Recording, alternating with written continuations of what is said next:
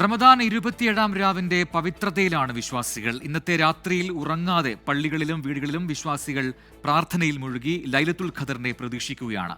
മലപ്പുറം സ്വലാത്ത് നഗറിൽ ആയിരങ്ങളാണ് പ്രാർത്ഥനയ്ക്കായി തടിച്ചുകൂടിയിരിക്കുന്നത്. മലപ്പുറത്തു നിന്നും സമീർ ബിൻ കരീം തയ്യാറാക്കിയ റിപ്പോർട്ടിലേക്ക്. റമദാൻ 27-ാം രാവിൽ വിശ്വാസികളൊക്കെ തന്നെ പ്രാർത്ഥനയിൽ മുഴുകി നിൽക്കുകയാണ്. ഞാനിപ്പോൾ നിൽക്കുന്നത് മലപ്പുറം സ്വലാത്ത് നഗറിലാണ്. ആയിരക്കണക്കിന് ആളുകളാണ് പ്രാർത്ഥനയ്ക്കായി ഇവിടെ എത്തിച്ചേർന്നിരിക്കുന്നത്. ഇന്നത്തെ രാത്രിയിൽ വിശ്വാസികൾ ഉറങ്ങാതെ മുഴുവനായും പ്രാർത്ഥനയിൽ മുഴുകിക്കൊണ്ട് ഈ രാത്രിയെ കഴിച്ചുകൂട്ടും എന്നുള്ളതാണ് ഏറ്റവും പ്രധാനപ്പെട്ടതായിട്ടുള്ള ഒരു കാര്യം. ഈ റമദാൻ മാസത്തിൽ ഏറ്റവും പ്രധാനപ്പെട്ടത് ശ്രേഷ്ഠമായത് എന്നുള്ളത് ഈ അവസാനത്തെ പത്താണ്. ഈ അവസാനത്തെ പത്തിലെ ഏറ്റവും പ്രധാനപ്പെട്ട ഒരു രാത്രിയാണ് ഇന്നത്തത് എന്നുള്ളതാണ് ഏറ്റവും പ്രധാനപ്പെട്ട കാര്യം.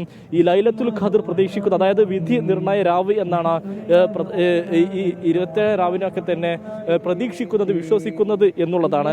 ഒരു വർഷത്തേക്കുള്ള വിധിയും വിഹിതവും എല്ലാം തന്നെ ഈ ദൈവം നിശ്ചയിക്കുന്നത് ഇന്നത്തെ രാത്രിയിലാണ് എന്നുള്ളതാണ് ഈ പ്രവാചക വചനം.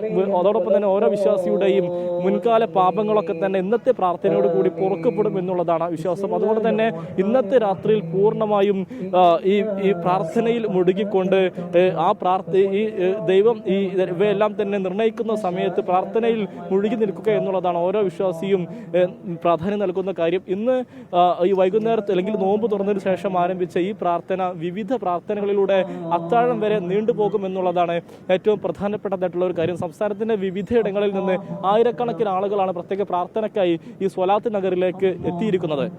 ക്യാമറമാൻ മുഹമ്മദ് അർഷക്കിനൊപ്പം സമീർ ബിൻ കരീം, 24.